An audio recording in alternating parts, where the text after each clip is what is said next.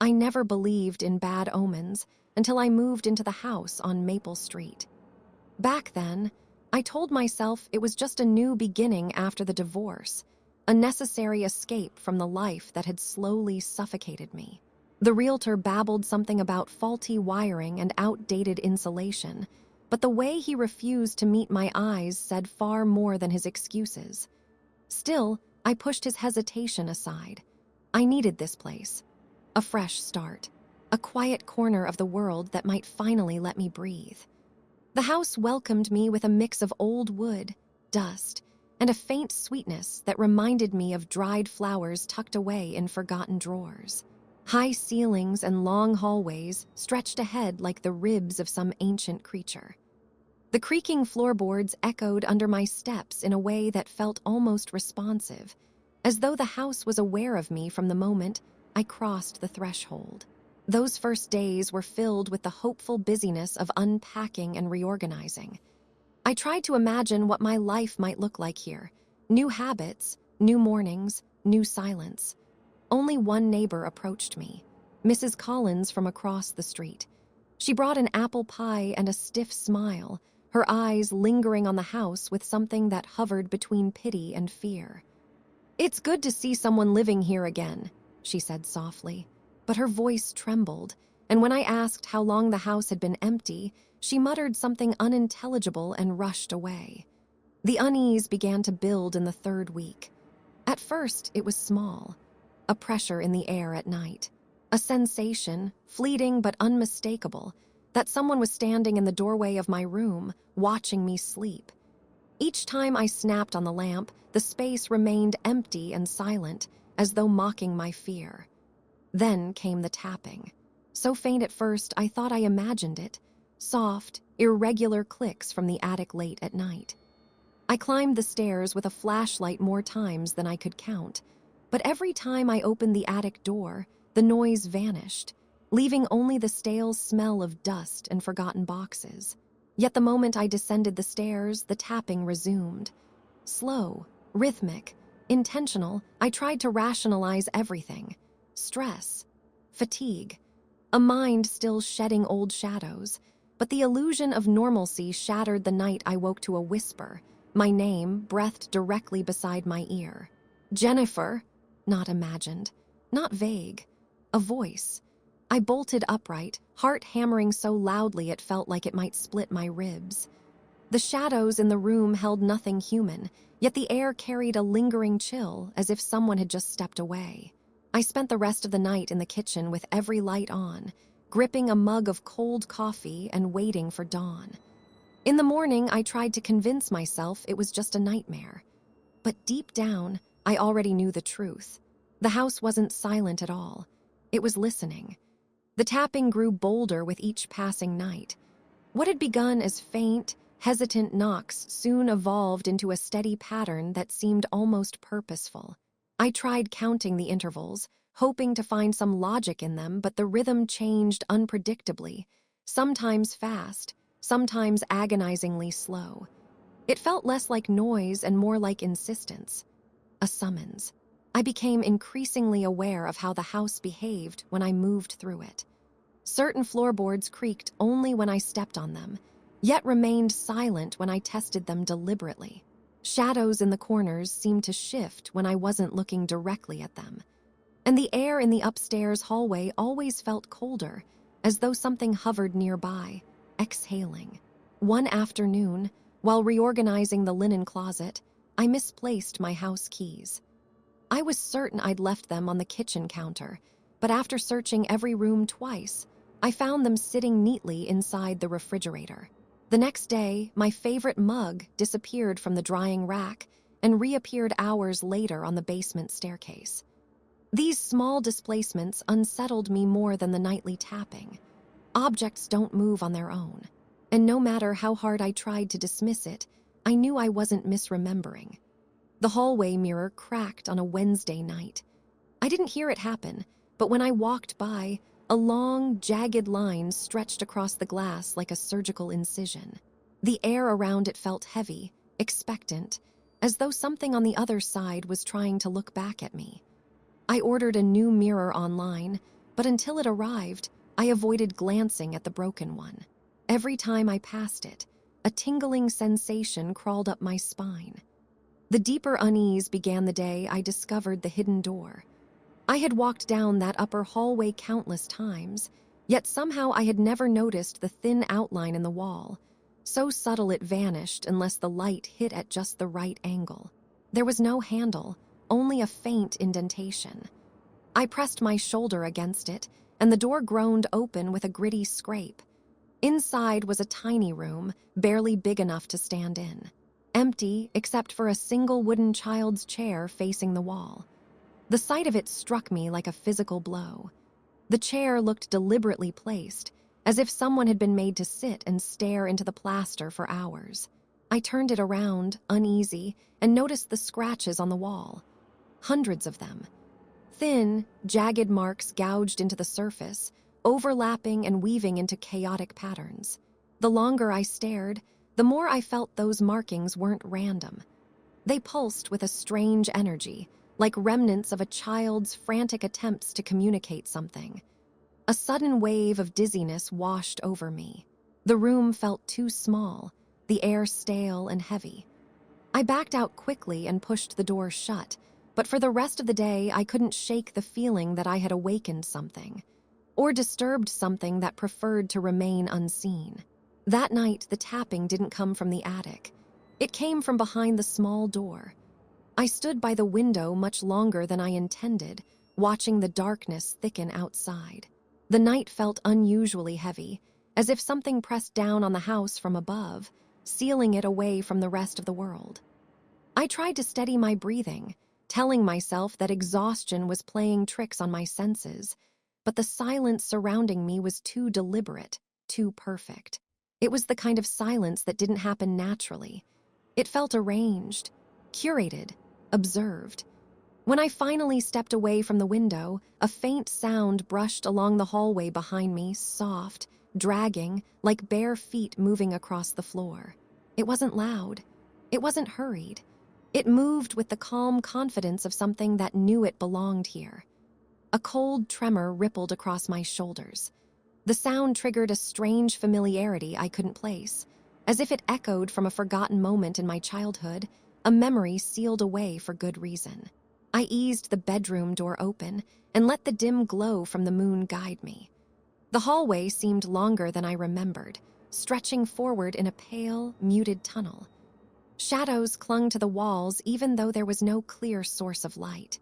I sensed the weight of the house around me, attentive, patient, almost curious.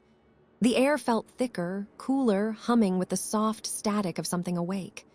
I moved slowly, every step echoing with a faint, hollow whisper. The wooden floor beneath my toes felt unnaturally cold, as if I were walking on stone. I had the persistent, unnerving impression that if I stopped, if I hesitated even for a second, something waiting just behind me would finally close the distance. Halfway down the hall, a sudden click snapped through the darkness. A light switch being flicked. I froze. The lights did not turn on, but the sound was unmistakable, crisp, intentional, far too real to be imagined. My pulse hammered with a quiet, desperate pattern I couldn't control. Something in that rhythm felt familiar too, like an echo of a heartbeat I had once rested my ear against, though I couldn't remember whose. I reached toward the wall, fingertips searching for the switch. But instead of smooth plastic, my skin brushed against something wet and metallic. It was cold, slick, and disturbingly organic, like touching the skin of something living just beneath the surface. I recoiled instantly, wiping my fingers against my shirt, breath shuddering through clenched teeth.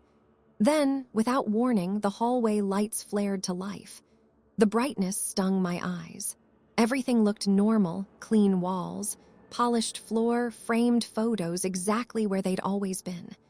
Except for one thing. A thin trail of water glistened on the floorboards, stretching toward the staircase leading down. I knew instinctively I shouldn't follow it.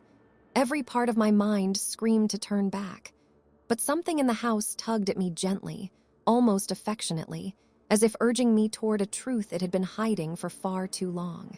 I descended the first few steps cautiously, my hand gliding along the wooden railing that felt colder than it should. The trail of water shimmered faintly in the dim light, each droplet catching the glow like fragments of broken glass. The house was utterly silent again, but it was no longer the passive silence of an empty place. It felt focused, like someone holding their breath, waiting for my reaction, measuring each movement I made. Halfway down the staircase, the scent changed. A damp, earthy smell rose from the darkness below, reminiscent of wet soil after a storm. It was strangely pleasant, almost nostalgic, but completely out of place inside a house that had been locked up for years. I paused, gripping the railing tighter, listening for any sign of movement. Nothing. Only the low hum of the old refrigerator in the kitchen, steady and distant. The water trail curved toward the living room, disappearing behind the couch. I followed it, my steps soft but determined. The closer I came, the more the air felt charged, as though the space itself vibrated with a low, unseen frequency. My skin prickled with awareness, a subtle reminder that I wasn't alone, not fully, not anymore. When I rounded the couch, I spotted the source of the water. At first glance, it looked like an overturned glass set gently on its side.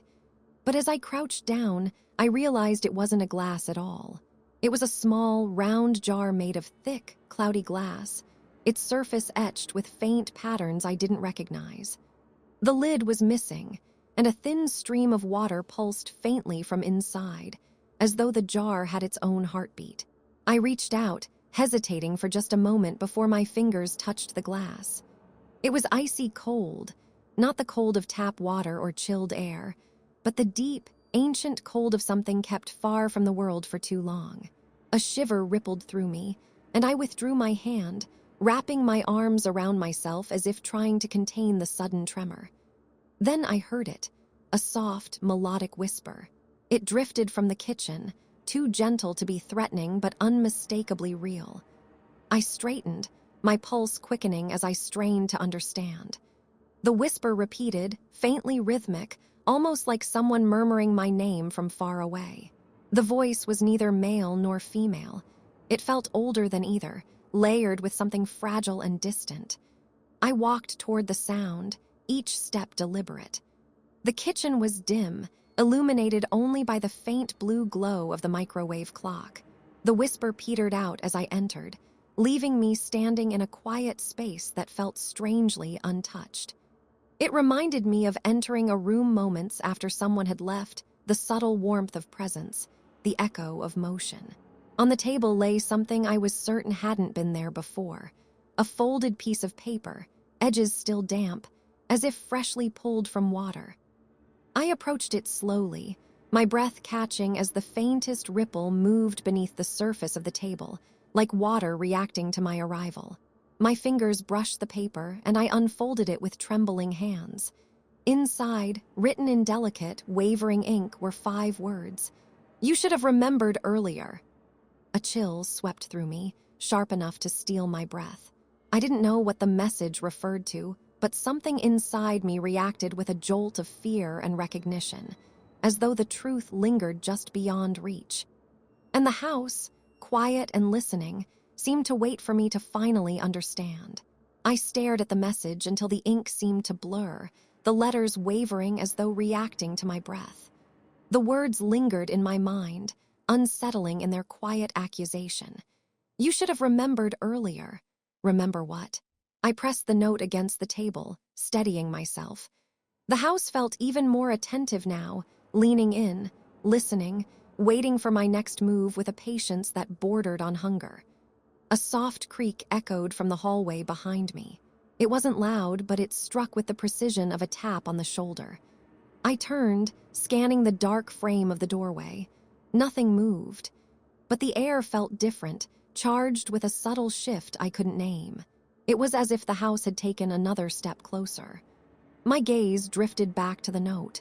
The ink, though dried, carried a faint smell of damp earth, the same scent I had noticed on the staircase. I lifted the paper to my nose, inhaling cautiously.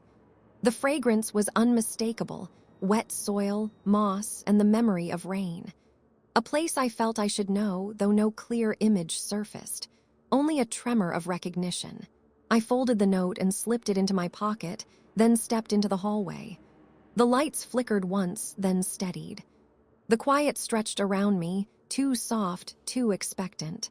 I moved toward the living room again, drawn by a subtle vibration beneath the floorboards.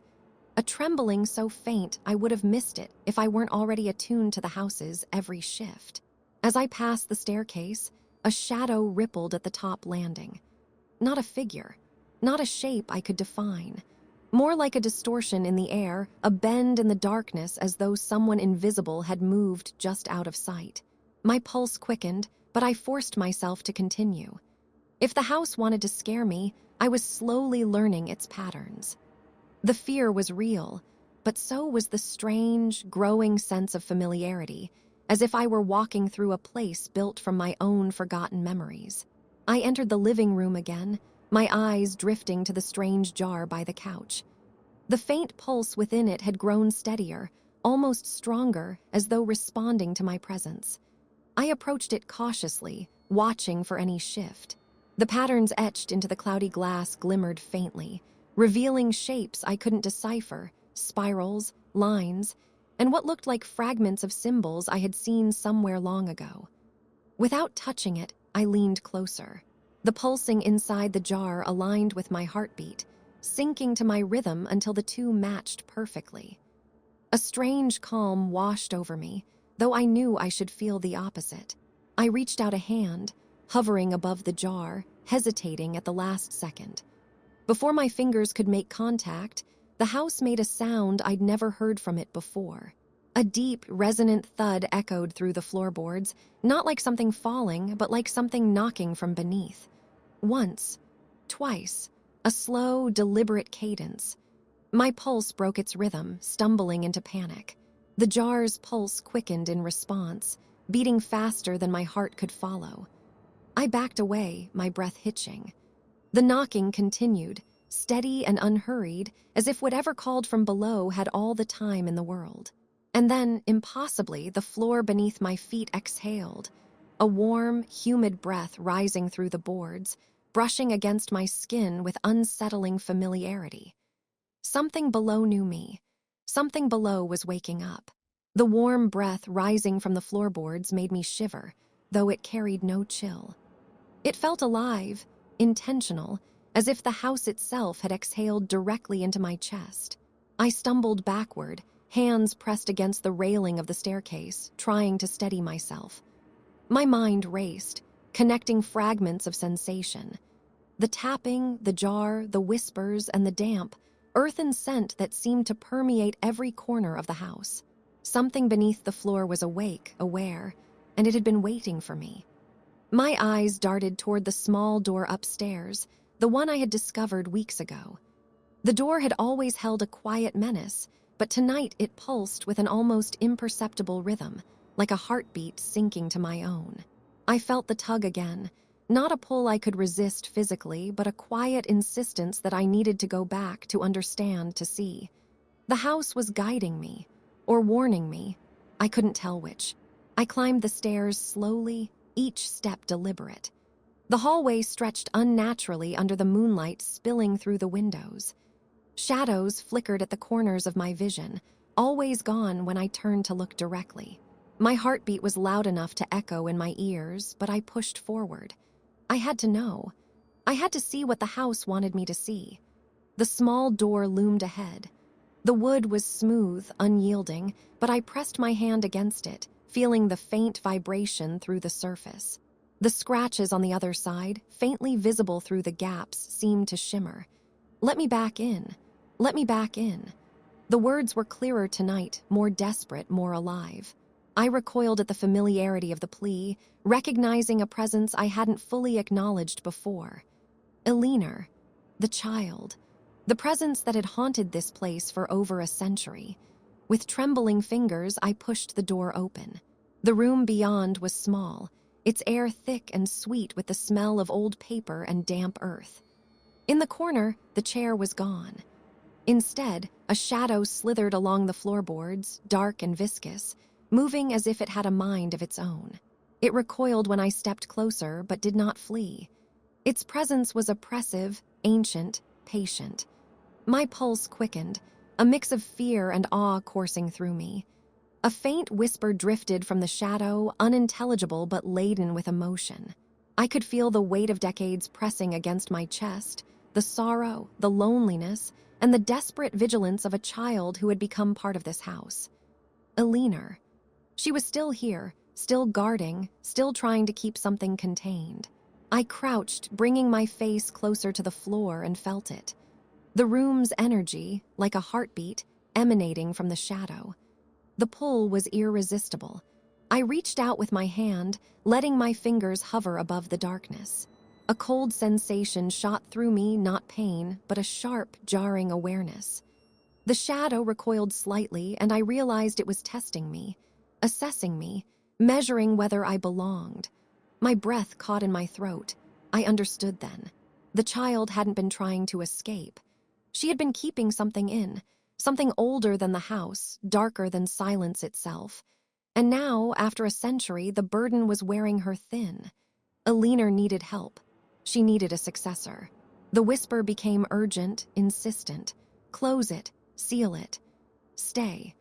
I felt the weight of the responsibility pressing on me, a tangible force, and instinctively I knew the house would not allow me to walk away.